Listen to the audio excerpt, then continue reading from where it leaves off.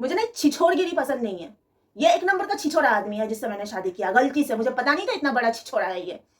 मैंने मैंने बोला कि दोस्तों के साथ अड्डा देके घर वापस आ रहा है। देखिए, डैडी की उसकी तबीयत खराब है, वो इतना ज्यादा टेंशन में है कि उसका मूड नहीं है अपनी बीवी से बात करने का, लेकिन वो दोस्तों के साथ अड्डा देके रात के 10:30 बजे वो घर लौट रहा है। वो दोस्तों के साथ अड्डा देने कैसे जा पाया? जिसके बाद की तबीयत खराब होने के गैर मौजूदगी में वो लोग 1-1:30 बजे तक रात को बैठ के बात कर रहे थे। यानी मेरे बारे में साजिश चल रही थी, मेरे बारे में चुगलीबाजी चल रही थी। तो उसके बाद जब मैं सास को पूछ रही हूँ कि आपका बेटा मुझसे बात क्यों नहीं कर रहा है, घर पहुंचने के बाद मेरी सास बोलती है, मुझे क्या मालूम तुम दोनों के बीच में क्या हुआ। कितनी बड़ी घटिया और नीच औरत है ये। 2 दिन तक उसने मेरे हस्बैंड को मेरे खिलाफ झूठ बोल बोल के भड़काया, जो मन में आया बोल के भड़काया। और मेरा ये छिछोड़ा हस्बैंड, उसको ये बोलना चाहिए था कि जब तक वो घर में थी तब तक क्यों नहीं बोला, फिर मैं क्लियर करता बात को। वो घर से निकलने के बाद उसके पीठ पीछे क्यों चुगली कर रही हो, ये बोलना चाहिए था छिछोड़े आदमी को, लेकिन उसने बोला नहीं। खूब अच्छे से खिचड़ी पकी मेरे पीठ पीछे।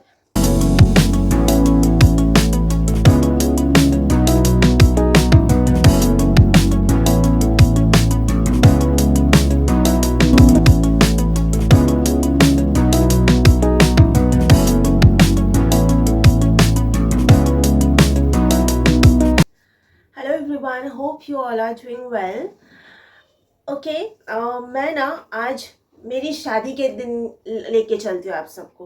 पता है, मेरी शादी के दिन जब मेरे हस्बैंड की आरती उतार रही थी मेरी सास, तो मेरे हस्बैंड ने उसके बाद मुझे फ़ोन किया और ऐसे गुस्से में मुझे कह रहा है कि मेरी माँ के हाथ से ना आरती की थाली गिर गई। पता है, ऐसे बोल रहा है जैसे उसमें भी मेरी गलती है। उसकी माँ के हाथ से आरती की थाली गिर गई। वो जो थाली होती है ना, बंगाली जब शादी करने जाते हैं वो थाली मिट्टी की थाली होती है, उसके ऊपर एक बड़ा सा दिया होता है, वो भी मिट्टी का दिया होता है, उसके ऊपर एक ढक्कन सा रहता है, वो भी मिट्टी का रहता है। तो ओवरऑल मिला के ना वो चीज़ बहुत भारी हो जाती है, हैवी हो जाती है। तो हो सकता है कि वो एजेड लेडी है, वो उठाने में और उस चीज़ को संभालने में उनको जो ताकत हाथों में चाहिए वो ताकत थी नहीं। ठीक है, जो उठा रहा है वो चीज़, उसको अगर लग रहा है कि मेरे हाथ वो हेवी चीज़ संभाल नहीं पा रहे हैं, तो आसपास में और भी फीमेल्स होंगी ना, और भी घर की औरतें होंगी ना, उनको बोलना चाहिए था कि मुझे सपोर्ट दो, मुझसे नहीं संभाला जा रहा है। वो गिर गया तो ऑब्वियसली दिए विए सारे गिर गए। तो ये एक होता है ना अपशगुन फैलाना, ये होता है। वो बात सुन के ना मैं, मतलब वो वहां से गाड़ी से निकला और गाड़ी में बैठ के मुझे फोन कर रहा है कि मैं निकल चुका हूँ, मेरी माँ के हाथ से आरती की थाली गिर गई। अब ये सुनने के बाद ना एकदम से मैं डर गई। मालूम है कि कुछ अनहोनी तो नहीं होगा, सब कुछ शुभ शुभ होगा ना। मेरे आंख से ना कंटिन्यू आंसू बहने लगे। मैं शादी करने जा रही हूँ और मैं रोए जा रही हूँ डर से भी। और इस डर, मतलब एक तो मेरी सास ने जो अपशगुन फैलाना था वो फैला दिया, ऊपर से मैं खुद इस बात से डर रही हूँ कि कहीं ये लोग मुझे अपशगुन ना बोले, क्योंकि इनकी आदत है, इनके घर में ना इन लोग की आदत है। क्यों सबकी आदत है ये नहीं बोलूंगी, क्योंकि मैंने मेरे हस्बैंड को देखा है ये सब बोलते हुए अपशगुन वगैरह वगैरह, जैसे ब्लेम करने की आदत होती है ना, दूसरों को बेइज्जत करने की आदत होती है। वही इसके पहले भी मुझे कई बार इस तरह की बातें मुझसे कह चुका है वो। तो मुझे इस बात का डर लग रहा था कि कहीं मुझे अपशगुन ना बोले, ये मुझसे शादी करने आ रहा है और इसकी माँ के हाथ से आरती की थाली गिर गई। तो मुझे ना सबने समझाया कि एक तो कुछ नहीं होता है। मैंने हमारे यहाँ मुंबई में पंडित जी है, उनको फ़ोन लगाया पूछने के लिए। बोला नहीं नहीं, ये सबसे कुछ होता नहीं है, आरती की थाली गिर जाना कुछ अपशगुन नहीं होता। हाँ, अगर सिंदूर दान के टाइम पे सिंदूर गिर जाता है वो अपशगुन होता है, वो अलग बात है। आरती की थाली गिरने से डरो मत, कुछ नहीं होता है। लेकिन उसने जिस ढंग से मुझे फोन पे बोला था ना, जैसे मुझे शिकायत कर रहा है कि उसकी माँ के हाथ से आरती की थाली क्यों गिरी, इसका जैसे मेरे साथ कुछ कनेक्शन है या मैं गलत हूँ। मैं उस जगह पे पहुंची भी नहीं हूँ, मैं उसके घर में कदम भी नहीं रखी हूँ, मतलब कुछ भी नहीं हुआ है। और अभी से मुझे अगर तुम ये सोच रहे हो कि मैं अपशगुन हूँ, तो ये तुम्हारी सोच कितनी घटिया सोच है कि मैं उस जगह से इतने दूर हूँ, फिर भी तुम लोग मुझ पर उंगली उठा रहे हो, मुझे ब्लेम कर रहे हो। अब मुझे पता नहीं वो लोग ऐसे सोचे भी होंगे या नहीं, लेकिन जिस ढंग से मेरे हस्बैंड ने मुझे बोला था, मुझे ऐसा लग रहा था कि उसका इशारा मेरे तरफ है कि मैं अपशगुन हूँ। गिरा है उसकी माने, अपशगुन मैं हूँ।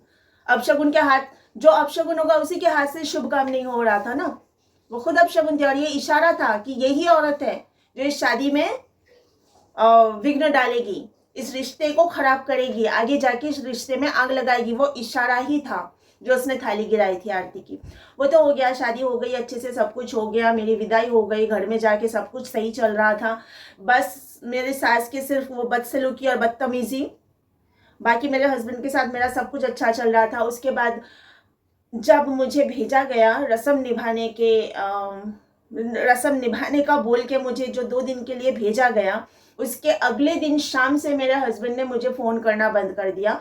शाम तक अच्छे से बात किया था, यानी 4 बजे तक अच्छे से बात किया था। उसके बाद उसका कॉल नहीं आया। मैं जब रात बजे कॉल की उसको, मुझे ऐसा बोल रहा है उसका मुझसे बात करने का मूड नहीं है। मैंने पूछा ना, इतना टाइम हो गया, तुमने फ़ोन नहीं किया, मैं कब से इंतज़ार कर रही हूँ, मेरा तुमसे बात करने का मूड नहीं है, ऐसा बोल रहा है।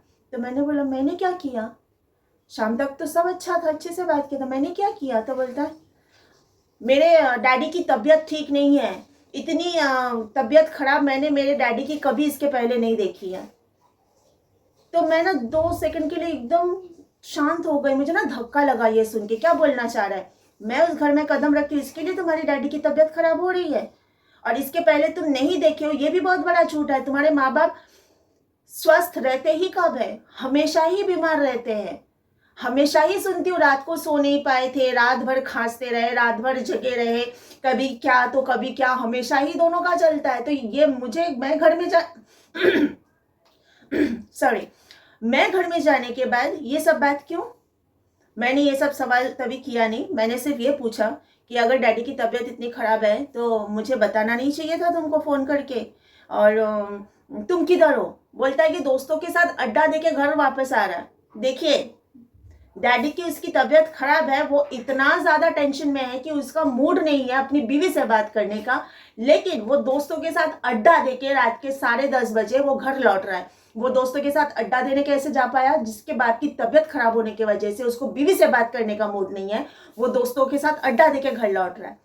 और घर का दरवाज़ा उसने खोला, आवाज़ आई, अंदर से खोला, मतलब उनका घर का जो ये है ना, ग्रिल है, दरवाज़ा है, वो अंदर से लॉक रहता है। तो उसका बाप उठ के आया, मेरा ससुर उठ के आया वो लॉक खोलने के लिए। उनकी आवाज़ मुझे फ़ोन पर आ रही है, मेरे ससुर बात कर रहे हैं, उनकी आवाज़ आ रही है। जो बाप इतना बीमार है, जिसकी वजह से बेटा इतना परेशान है कि बीवी से बात करने का मूड नहीं है, वो बाप उठ के आके दरवाज़ा खोल रहा है। क्यों, घर में माँ भी तो है, घर में सास भी तो है मेरी, वो क्यों नहीं खोली। चलो कोई भी खोले दरवाज़ा, वो उनकी मर्जी, लेकिन जो बीमार है, इतनी बीमार है, वो कैसे दरवाज़ा खोलने आया। अब मैंने उसको पूछा डैडी अगर बीमार है तो तुम्हें बताना नहीं चाहिए था मुझे। तो बोलता है मैं क्या घर की कोई हूँ नहीं। मैंने ये पूछा, मैं तुम्हारे घर की कोई हूँ नहीं, तुमने मुझे बताया भी नहीं फ़ोन करके कि डैडी इतने बीमार है। तो बोलता है तुम्हें जो समझना है समझो यार।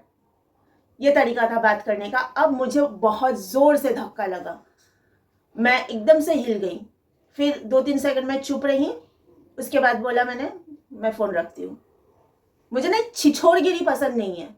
ये 1 नंबर का छिछोरा आदमी है जिससे मैंने शादी किया, गलती से, मुझे पता नहीं था इतना बड़ा छिछोरा है ये। मैंने बोला मैं फ़ोन रखती हूँ। तो बोला और मैंने फिर फ़ोन रख दिया। फ़ोन रखने के बाद मैं आधी रात को, जब वो मैं शादी के पहले जैसे मुझे फ़ोन करता था, उस टाइम मैं इंतज़ार करती रही, काश फ़ोन करेगा, शायद फ़ोन करेगा, नहीं किया। अगले दिन पूरा दिन इंतज़ार करी, नहीं किया। मैं ससुराल पहुँच गई अगले दिन शाम को। मुझसे नहीं रहा जा रहा था कि इसको हुआ क्या है। ये वजह नहीं हो सकती कि उसके बाप की तबीयत खराब है, वो बाहर अड्डा देने गया था, उसका बाप दरवाज़ा खोलने आया, इतनी तबीयत खराब नहीं है उसके बाप की। मैं मेरी बहन को बोली मुझे ससुराल छोड़ के आओ। मेरी बहन मुझे छोड़ने गई। मैं घर में घुसते ही उसके माँ को सवाल किया कि क्या हुआ आपके बेटे को, मुझसे बात क्यों नहीं कर रहा है। 2 दिन तक उसकी माँ ने अच्छा खासा मेरे बारे में चुगली किया, चुगलखोर औरत, खूब चुगली किया। क्योंकि जिस दिन मुझे छोड़ने गया था मेरा हस्बैंड मम्मी के पास रस्म के लिए, उस दिन जब वो रात को घर गया, उस दिन लेट नाइट को मुझे फ़ोन किया था 1:30 बजे। मैंने पूछा इतने रात को क्या तुम फ़ोन कर रही हो, इतने रात को क्या सोने जा रहे हो तुम, क्योंकि सोने जा रहा था तभी। तो बोल रहा था बस कुछ नहीं, घर पे बैठ के बात कर रहे थे हम सब लोग, मेरे गैर मौजूदगी में वो लोग 1-1:30 बजे तक रात को बैठ के बात कर रहे थे। यानी मेरे बारे में साजिश चल रही थी, मेरे बारे में चुगलीबाजी चल रही थी। तो उसके बाद जब मैं सास को पूछ रही हूँ कि आपका बेटा मुझसे बात क्यों नहीं कर रहा है, घर पहुँचने के बाद मेरी सास बोलती है मुझे क्या मालूम तुम दोनों के बीच में क्या हुआ। कितनी बड़ी घटिया और नीच औरत है ये। 2 दिन तक उसने मेरे हस्बैंड को मेरे खिलाफ झूठ बोल बोल के भड़काया, जो मन में आया बोल के भड़काया। और मेरा ये छिछोड़ा हस्बैंड, उसको ये बोलना चाहिए था कि जब तक वो घर में थी तब तक क्यों नहीं बोला? फिर मैं क्लियर करता बात को। वो घर से निकलने के बाद उसके पीठ पीछे क्यों चुगली कर रही हो? ये बोलना चाहिए था छिछोड़े आदमी को, लेकिन उसने बोला नहीं। खूब अच्छे से खिचड़ी पकी मेरे पीठ पीछे। उसके बाद फिर तो जो हुआ सो हुआ, कई बार मैं वो कहानी बता चुकी हूँ। लेकिन ये शादी के बाद, शादी के दिन जो आरती उतारते टाइम पे उस मनहूस औरत ने, वो अपशगुन, खुद अपशगुन है वो औरत। उसने आरती की थाली इसलिए गिराई थी कि वो खुद अपशगुन है। मुझ पर ब्लेम लगाने आते हैं ना ये लोग। आज मैं खुला बोलती हूँ, बड़ा उनको शौक है ना ब्लेम गेम खेलने का। अपशगुन वो होता है जिसके हाथ से पवित्र आरती की थाली गिर जाती है। अपशगुन जो घर में कदम भी नहीं रखा है, उसको अपशगुन साबित करने की कोशिश मत करो, क्योंकि सब प्रूफ हो चुका है कौन क्या है। आरती की, शुभ आरती की थाली उसके हाथ से गिर जाती है जो खुद आरती की थाली पकड़ने के लायक नहीं है, जो खुद अपशगुन औरत है। आज तक मैंने नहीं देखा है किसी के हाथ से आरती की थाली, देखा नहीं, सुना नहीं। मैं मेरी मम्मी भी कह रही थी, मैंने जिंदगी में कभी नहीं देखा या सुना कि किसी के हाथ से आरती की थाली गिर गई।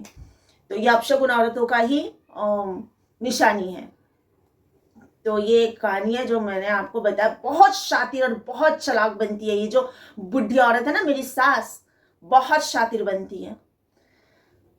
ऐसा उन मतलब क्या नतीजा होगा ना, क्या ऊपर वाला उनके साथ करेगा, वो जब वक्त आएगा तभी पता चलेगा, क्योंकि वक्त से बड़ा कुछ नहीं है। सब अपना खेल, जितना खेल इन लोगों ने खेला ना, सब पलटवार होगा। ओके, आज के लिए इतना ही। You all take care of yourself. Bye bye.